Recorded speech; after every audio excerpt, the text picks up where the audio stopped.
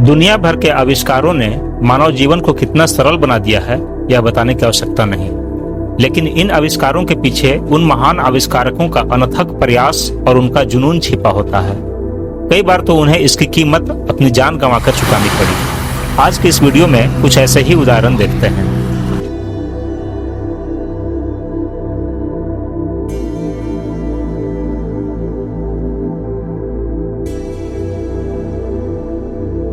आज हम अपने आसपास तरह तरह के मोटरसाइकिल और फोर व्हीलर्स देखते हैं, लेकिन इनके विकास का अपना अलग ही इतिहास है।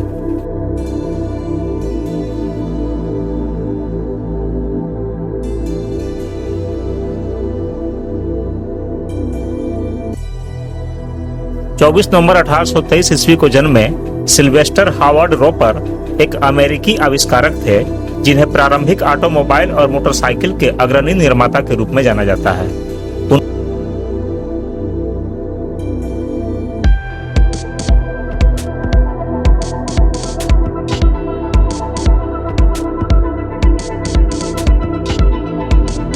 उनके द्वारा 1867-69 के दरमियान बनाए गए रोपर स्टीम वेलोसिपेड के लिए उन्हें 2002 ईस्वी में मोटरसाइकिल हॉल ऑफ फेम में शामिल किया गया।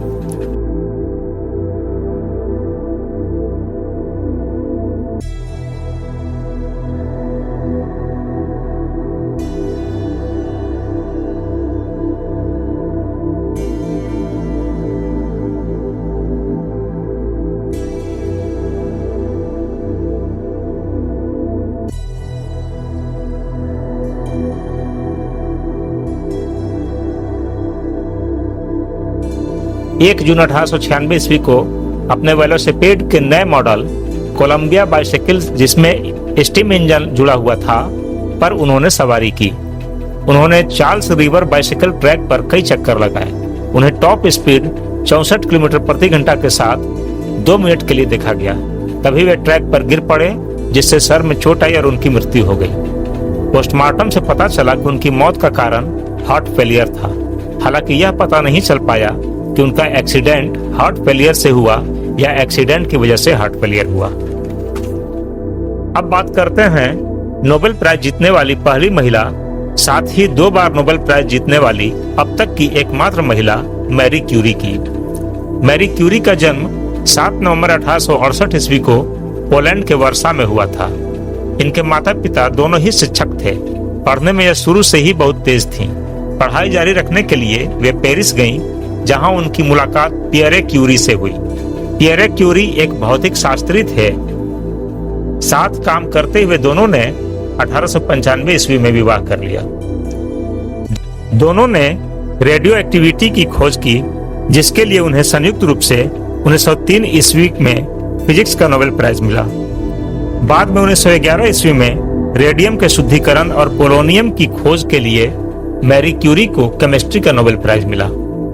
लेकिन रेडिएशन पर लगातार शोध करते रहने के कारण वे एप्लास्टिक एनीमिया की शिकार हो गईं, जिससे 4 जुलाई 1934 ईस्वी को उनकी मृत्यु हो गई। अगले ही वर्ष 1935 ईस्वी में उनकी पुत्री आयरिन को केमिस्ट्री का नोबेल प्राइज मिला।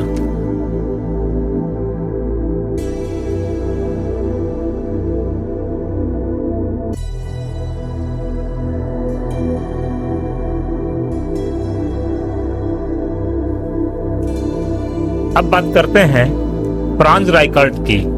उन्हें फ्लाइंग टेलर के नाम से भी जाना जाता है। उन्होंने कोट पैराशूट का आविष्कार किया था। इनका जन्म 16 अक्टूबर 1878 ईस्वी को आज के चेक रिपब्लिक में हुआ था। बाद में फ्रांस चले गए, जहां उन्होंने 1909 ईस्वी में फ्रांस की ही नागरिकता ले ली। पेरिस में इन्होंने टेलरिंग का बिजनेस शुरू किया।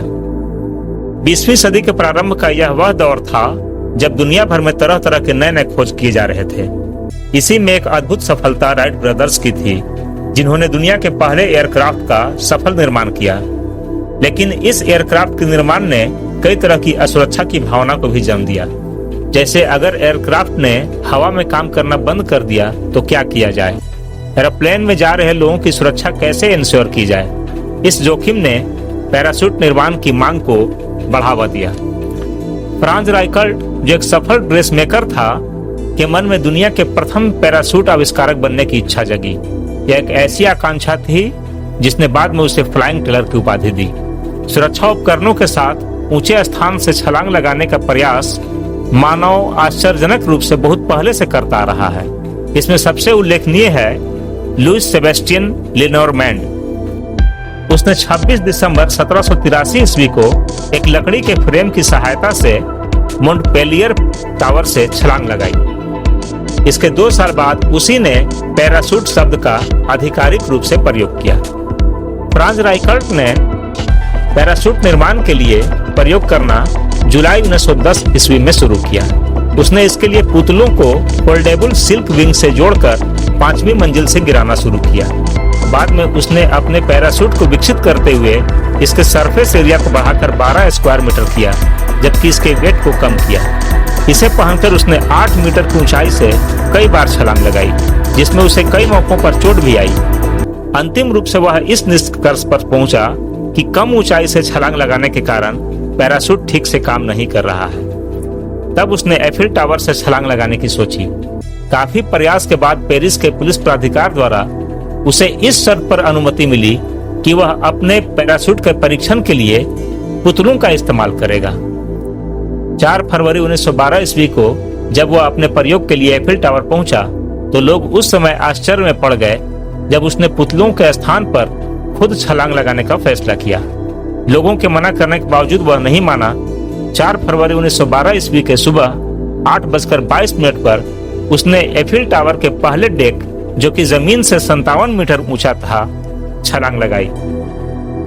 लेकिन पैराशूट ठीक से खुला नहीं और एफिल टावर से गिरकर फ्रांस की तत्काल मौत हो गई। लगभग सारे प्रमुख समाचार पत्रों ने इस खबर को प्रकाशित किया। अधिकतर ने इसे उसकी बेवकूफी और पागलपन बताया, जबकि कुछ ने उसे जीनियस बताया। हमें यह नहीं भूलना चाहिए कि स्टोन एज से लेकर मॉडर्न एज तक मानव सभ्यता का विकास ऐसे ही सो कॉल्ड क्रेजी पीपल के ऐसे ही अविश्वसनीय कारनामों के कारण हो पाया है।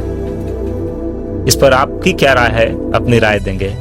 कैसा लगा यह वीडियो आपको? अगर यह पसंद आया तो इसे लाइक कर दें। चैनल पर पहली बार आए हैं तो इसे सब्सक्राइब कर लें। जल्द ही मिलते हैं एक और वीडियो के साथ। तब तक के लिए धन्यवाद, शुक्रिया, थैंक यू।